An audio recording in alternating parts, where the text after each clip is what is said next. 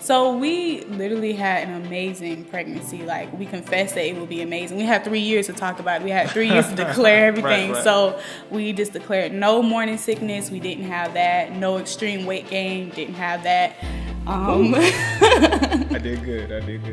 Everything was great. We got to her due date, which was September 2nd, and that came and went. And that was not a part of our confession. Our confession was September 1st. Yes. It's like, look, everything that we've been doing for all these years has been spot on. So it's like, all right. So the first is our confession. Her due date is the second. Yeah. So I'm like, let's ride on the first, midnight. Before midnight, and we're good. So we get there, and that was one day. So the first went by, then the second, then the third. It would just threw us for a loop, but we were still in faith that everything was fine and that we're going to have the natural birth that we had been declaring.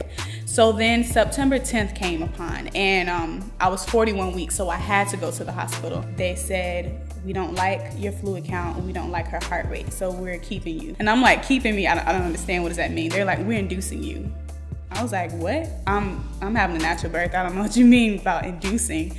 So that was when I looked to Jerred, and they said, well, you can leave against medical orders. So I'm thinking, yeah, we're going to leave. That's exactly what we're going to do. And I'm thinking, that's dumb. It's a hurricane coming. We're not going back home. We're staying here. We got all of our stuff packed. Let's stay in the hospital. Even though I was being induced, I was still in faith that I would vaginally be able to deliver her. So even though I had to go get the medicine, I was like, okay, it's fine as long as I can deliver her vaginally. So my water broke, so I'm like, okay, so now in 24 hours, I have to have this baby. My water broke, but she still wasn't coming down. The issue was that her head was high and I wasn't dilating. We were like, okay, well, let me walk. Let me bounce on the medicine ball. Let me go around the hospital. Can I sit in the bathtub? Because I was trying my hardest to have what I wanted to have. And we got to a point where they said that her heart rate levels were not fluctuating. So she was supposed to get some oxygen and it was supposed to show. And they were like, she's not getting the oxygen she's supposed to get. So then that's when they said, let's talk about a C-section. Obviously, we were not in agreement for having a C-section because we're like, hey, we're going to have a natural birth. The pregnancy went well. Everything went well. So, nah, we ain't going to have that. But when you start looking at that monitor and you see a kid falling out, it's like, hold up. Nah. My baby is more important than a plan.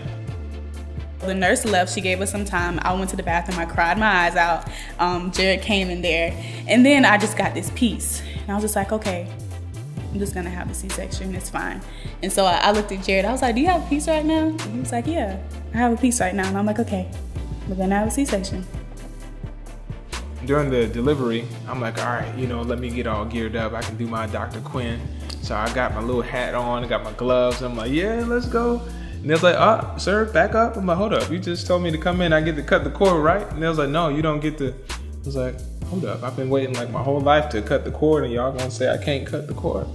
So long story short, we get in there and they start the C-section, and then they allow me to come on the other side to see everything. And they pull River's head out, and all you see is a whole bunch of hair, of course. But then you see these big cords around her neck, and it was the umbilical cord. So I'm like, okay, that's pretty thick. And they took one layer around, and then the next layer around, and then cut it, gave us the baby. And it was crazy because it's like, okay, what if we would have went our way?